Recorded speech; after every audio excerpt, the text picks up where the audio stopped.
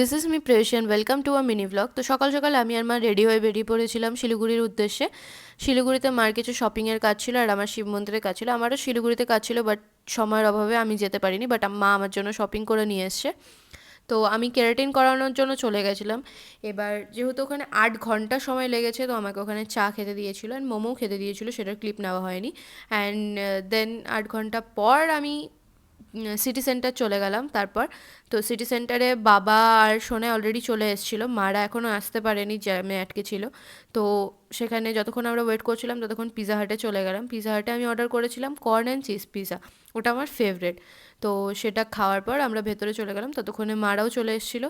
স্পেন্সারে গিয়ে কিছু শপিং করলাম অ্যান্ড আমারও কিছু জিনিস দরকার ছিল, সেগুলো নিলাম। তারপরে সেখান থেকে বেরিয়ে আমরা ডাইরেক্ট বাড়ি চলে এলাম। অ্যান্ড নেক্সট পার্টে আমি বলবো কী কী আমি কিনেছি। টিল দেন টেক কেয়ার, বা বাই, থ্যাংক ইউ।